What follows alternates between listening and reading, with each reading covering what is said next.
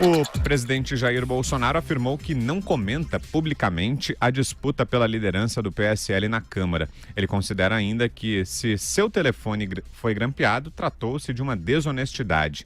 Em um áudio revelado pela revista Cruzoé, o presidente fala com um interlocutor desconhecido sobre uma lista de assinaturas para retirar o deputado delegado Valdir da liderança do PSL na casa. No entanto, essa articulação não deu certo. Na tarde de hoje, a Secretaria-Geral da Mesa da Câmara decidiu que delegado Valdir continua líder da sigla. Ao todo, 29 deputados apoiaram a permanência do deputado goiano como líder da legenda. Apoiadores de Eduardo Bolsonaro entregaram duas listas, uma com 26 assinaturas e outra com 24. Também na tarde de hoje, o presidente Jair Bolsonaro resolveu tirar a deputada Joyce Hasselmann da liderança do governo no Congresso. Seu substituto no cargo será o senador Eduardo Gomes, do MDB de Tocantins. A situação de Joyce ficou insustentável no governo ontem, após a deputada assinar uma lista de apoio à permanência de delegado Valdir. A revista Cruzoé informa também que o presidente nacional do PSL, Luciano Bivar, assinou a destituição de Flávio e Eduardo Bolsonaro dos comandos do partido no Rio de Janeiro e em São Paulo. A crise ganhando novos capítulos, Vera. Crise que escala, e tem escalado desde a semana passada, atingiu uma temperatura bastante preocupante, porque o que se tem aí é gente gravando o presidente da República, e não se trata de grampo, né? O presidente sabe disso, joga com as palavras, mas alguém gravou uma conversa da qual participou com o presidente. Isso não é ilegal. Mas fazer isso com a figura do presidente da República, desafiá-lo dessa maneira, desafiar a sua autoridade, mostra um rebaixamento da instituição da presidência. E é disso que a gente fala aqui nesse programa desde há muito tempo, desde a eleição, quando a gente fala em conceitos que às vezes eram ironizados pelos apoiadores do presidente, como a institucionalidade do cargo, a questão do respeito às instituições, a questão da necessidade de se fazer uma articulação política. Por muito tempo, por arrogância, por ingenuidade ou um misto dos dois, se achou que seria possível revogar os conceitos da política só porque Jair Bolsonaro tinha sido eleito numa eleição disruptiva, de mudança, com um vetor ali de mudança do status quo. Não é bem assim que a banda toca, e isso agora vai ficando cada vez mais evidente. Se o presidente tivesse se preocupado em fazer uma articulação política que lhe desse segurança, estabilidade e uma base para governar e pôr em prática as suas agendas defendidas durante a campanha, ele não estaria passando essa vergonha com o próprio partido, uma crise aberta, exposta aí a céu aberto, e da qual não se sabe como se sairá. Um dos últimos incidentes da crise foi o líder agora redivivo, delegado Valdir, dizendo que tem como implodir o presidente da República e chamando Jair Bolsonaro de nada menos que vagabundo. Foi o líder do partido do presidente da República quem o qualificou como vagabundo num áudio que está nos principais portais de notícias do país.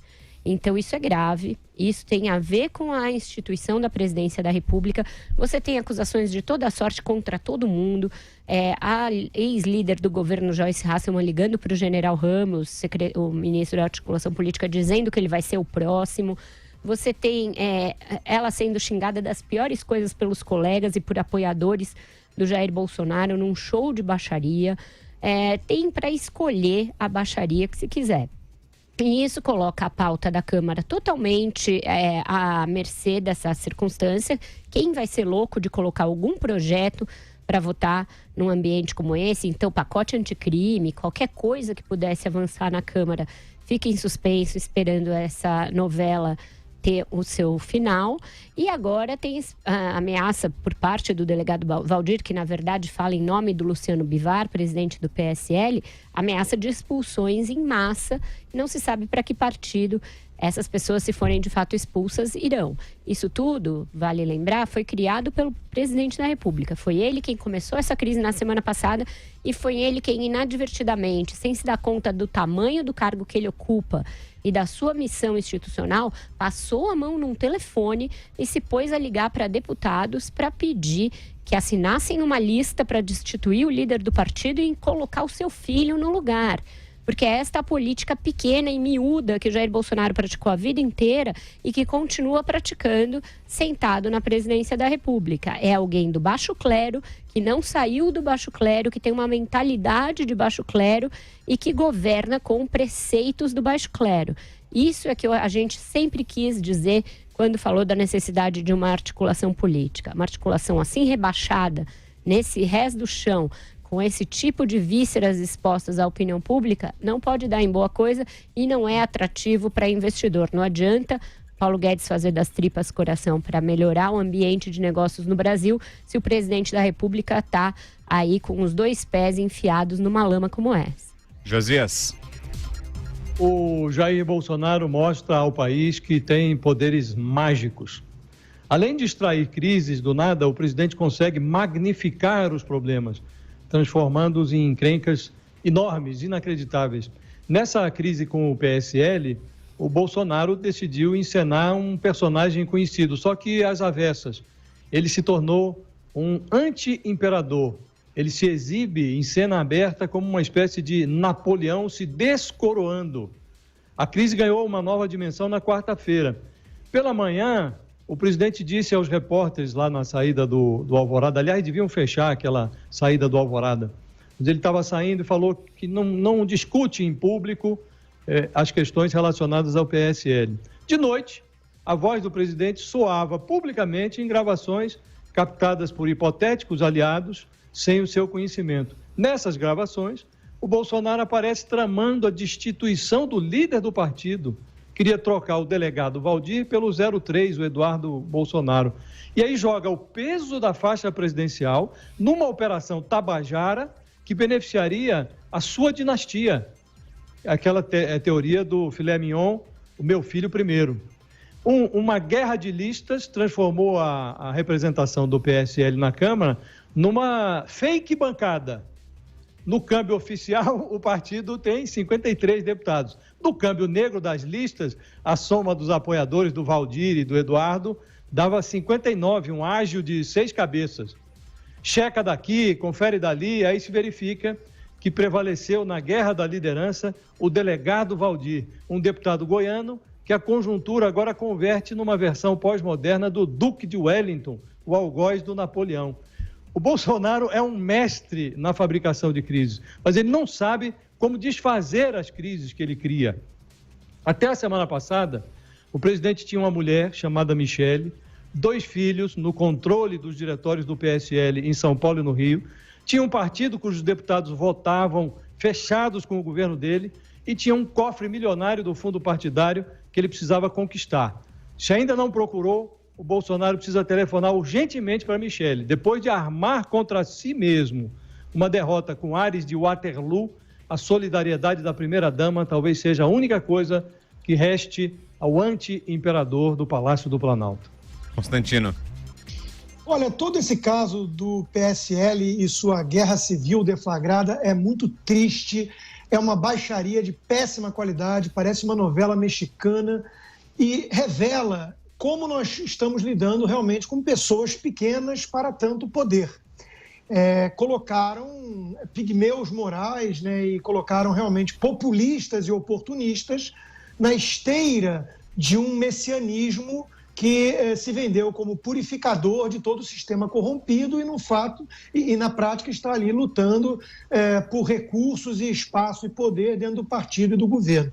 Então, tudo isso é muito feio, os áudios revelados e as trocas de adjetivos, rótulos e xingamentos nas redes sociais mostram justamente o nível das pessoas que estão tocando o governo e o partido do presidente e a própria família do presidente envolvida nisso tudo, né? E por uma questão também de mesquinhez e não de patriotismo e salvar a pátria ou coisas que a narrativa bolsonarista tenta enfiar a goela abaixo dos otários, né? Agora, eu quero chamar a atenção do nosso ouvinte internauta para algo um pouco maior que está por trás disso. E eu venho denunciando muito em textos e que eu escrevo, né? Porque essa questão do PSL eu já disse no programa aqui que não tem como acabar bem. Mas o que eu quero chamar a atenção é que quando você abre mão de princípios em troca de uma guerra tribal, ou seja, quando você adere àquela velha máxima de que seus, abre aspas, nobres fins justificam quaisquer meios e que para derrotar o inimigo terrível você tem que lançar mão dos mesmos métodos dele, quando você aceita essa premissa, você vai numa estrada escorregadia rumo ao inferno. Se você olhar demais para o abismo olha de volta para você. Se você ficar demais convivendo só com monstro, você vai se tornar um monstro e nem vai perceber a mudança. Eu chamo a atenção disso pelo seguinte, veja, nós temos a turma bolsonarista se vangloriando nas redes sociais de que o deputado Daniel Silveira agiu como uma espécie de espião infiltrado na reunião para poder divulgar esse áudio em que o delegado Valdir, líder, chama o presidente de vagabundo e teria denotado ali a conspiração contra o presidente e a fusão com o DEM e tudo mais. Então, ele está sendo tratado de herói. Só que, minutos antes, estavam chamando de canalha quem quer que tenha gravado a conversa do presidente conspirando contra a ala do Bivar. Ou seja, o um peso, duas medidas está o tempo inteiro presente nas narrativas bolsonaristas. Outro exemplo, Joyce Hasselmann saiu, então, foi tirada, né, e ela agradeceu aliviar o peso do ombro dela, mas uma alforria, como ela disse, foi tirada da liderança do governo no Congresso. Mas quem entra em seu lugar é um senador do MDB, assim como o líder do governo no Senado já é também o famoso conhecido, velho conhecido aí, Fernando Bezerra Coelho, né, que vem desde a época do PT e também envolvido em escândalo de propina, de 5 milhões de reais e tudo mais. Então, veja, na hora de mandar a liderança do governo dois caciques do MDB, isso aí tudo bem, faz parte do pragmatismo, da articulação política e coisa e tal. Mas na hora de demonizar o centrão, o fisiologismo e a corrupção que justificaria todos os métodos escusos do bolsonarismo, aí muda totalmente o discurso. Então, novamente repare que por trás de todo esse tipo de atitude condenável está a mentalidade de que estamos numa guerra tribal e para derrotar o inimigo terrível que é o comunismo, que todos são comunistas, inclusive o Centrão, que é aliado do Bolsonaro, ou então é o líder do governo Bolsonaro na Câmara, né? Agora vale tudo. Então, essa crença de que vale tudo para chegar aos meus fins é o grande responsável por essa baixaria, essa podridão toda que estamos vendo e lembrando, ainda nem terminou o primeiro ano de governo. Mas para surpresa de 0 pessoas, né? Porque esta foi a mentalidade, inclusive, que levou à eleição do Jair Bolsonaro. As pessoas, depois da facada, principalmente em 6 de setembro do ano passado, puseram na cabeça que só o Bolsonaro seria capaz de derrotar o PT. E assim foram, em marcha batida, rumo a esse abismo, a esse precipício. Porque o Bolsonaro, justiça lhe seja feita, ele sempre foi isso que ele é. Ele não escondeu de ninguém. Ele já não tinha um partido, ele já não tinha uma base para chamar de sua, ele já não tinha preparo para o cargo e admitia isso com certo orgulho, dizia que não entendia nada de economia e etc. Ele já não era um liberal, ele já não era um democrata, ele já defendia a ditadura. A gente pode passar um dia fazendo uma lista de coisas que ele fez publicamente, com estrépito, com orgulho, e que agora estão levando a esse estado de coisas. As pessoas que graciosamente optaram por achar que primeiro ele fazia tudo aquilo porque ele estava brincando e que na presidência seria outra coisa. Segundo, que a presidência o institucionalizaria. Terceiro, que qualquer coisa era melhor do que o PT. E nenhuma dessas premissas é verdadeira necessariamente. Então, votou-se num ataque de supressão da racionalidade absoluto, em nome de uma polarização que foi forçada com o PT, porque não era necessária. Havia vários candidatos da direita à esquerda que poderiam ser alternativas a um e a outro. Optou-se pelo pior segundo turno possível, entre os dois piores candidatos, aqueles que representavam as piores propostas. Isso eu não vou ter nenhum tipo de regret, nenhum tipo de arrependimento, porque eu escrevi e falei aqui que se estava levando o país deliberadamente para um caos e que haveria um dia seguinte em nome de uma polarização que foi fabricada. Então, não me surpreende que o Bolsonaro seja isso, que esteja se revelando o que está se revelando e que seus aliados o tratem agora desta maneira, ameaçando implodi-lo, porque são aliados de ocasião, são aliados que surfaram a sua onda, se elegeram, ganharam mandatos para os quais também não tem estofo, também não tem nenhum preparo, também não tem a mínima ideia do que estão fazendo lá, estão fazendo o que já faziam antes, que é gravar com os seus celulares, eles faziam isso nas sessões, estão fazendo nas reuniões, não tem ideia do que seja a política, do que seja a necessidade de lealdade, de segredo na política, de se fazer acordos e se cumprir. Então, ninguém, de nenhum e nem de outro lado, tem noção dessas coisas básicas, que não são da velha política ou da nova política, são da boa política. O que se faz é política ruim, política mequetrefe, política de várzea. A gente está vendo o presidente da República, os principais aliados do presidente da República, alguns ministros metidos numa política de várzea. É isso que a gente está vendo. E aí, cadê os adultos da sala, né? Cadê os generais para aconselhar o presidente da República? Cadê o general Heleno? Cadê o general Ramos? O que eles estão fazendo neste exato momento que estão deixando o presidente se afundar num lodaçal de vergonha? O presidente está passando vergonha, está tendo a sua autoridade dilapidada por obra própria e obra de seus aliados, sem que um mísero assessor, cadê o ministro Onyx Lorenzoni, que conhece o parlamento, para dizer, presidente, por favor, pare com isso, deixando esse Felipe Martins passar o dia no Twitter, agora dando opinião até sobre liderança do governo, até sobre partido, deixando esses malucos da internet, como bem referiu o Gustavo Bebiano, a quem eu entrevistei hoje, comandarem o governo, serem o núcleo duro do governo, numa mistura de paranoia, golpismo e chantagem barata a assessores. É esse o ambiente do Palácio do Planalto. Os generais estão acovardados, estão atrás das suas mesas e suas cadeiras, sem chamar o presidente à responsabilidade. Então, quem se assusta agora e quem diz eu não esperava por isso, balela. Trate de assumir a responsabilidade, porque isso era algo já muito previsível. Fala, Josias. Eu acho que a Vera lembra do Onyx e dos generais. O Onyx, eu acho que está ajudando a organizar a encrenca, a fusarca. Os generais, eu acho que estão embaixo da mesa, não estão atrás, não, porque se falar alguma coisa, acaba sendo demitido, né? O Bolsonaro, de fato, era conhecido.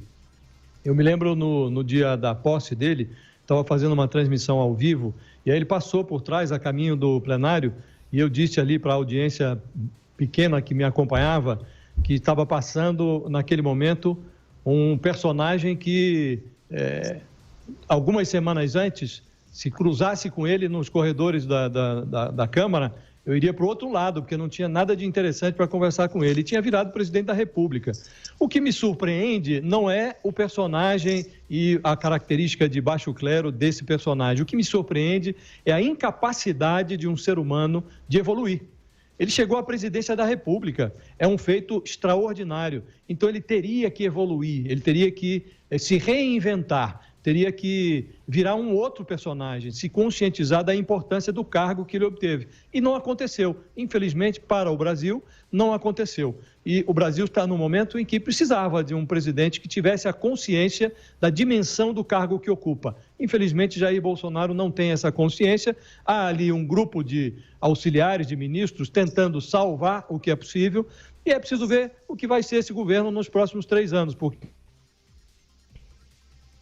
já deu. É isso, que enfrentar isso nos próximos 3 anos e tanto que ainda falta de governo. Torça-se para que os ministros que tentam fazer algo de correto não cansem. Oi, Constantino. Eu queria exatamente por essa linha. Veja, às vezes na história surge a oportunidade para alguém que tinha um passado um tanto questionável ou condenável mudar e se mostrar de populista estadista. Eu cito 2 exemplos que foram muito demonizados na época por opositores e tudo. Ronald Reagan, que era tido como um fanfarrão, um cowboy belicoso e tudo mais, um ator de Hollywood, ou então o Churchill, Winston Churchill, que era tido como um fanfarrão também, que não era levado muito a sério dentro do partido dos Tories, dos conservadores britânicos. Ambos se mostraram grandes estadistas, os maiores do século XX, junto com Margaret Thatcher. Então, havia uma possibilidade de Bolsonaro entender a magnitude do desafio à frente. E ele começou dando sinais de que podia ir nessa linha. Ele montou um ministério razoável, principalmente com alguns ministros muito bons. A questão da eleição plebiscitária contra o PT é porque, de fato, ele representava alguém que tinha coragem não só de peitar o PT, como reverter em certas pautas que outros candidatos mais liberais até na economia, mas não teriam coragem de ir nessa mesma linha no âmbito dos costumes, da cultura. E isso também era um anseio da população, né? Uma guinada mais conservadora nessa área. Não tinha ninguém encampando essa mensagem. Ele ficou meio que sozinho com esse antipetismo mais firme e com essa mensagem de liberal conservador, né? Faltava essa figura na política brasileira e falta, porque vamos combinar que não é um tucano que vai fazer isso, né? O problema é que ele não entendeu o tamanho do desafio e a oportunidade que ele teve na vida de virar um estadista, de abandonar essa época de nicho, de sacrificar até mesmo um pouco essa ambição desmedida da família, do clã, né? Uma coisa meio dinástica, e pensar realmente no Brasil, no país.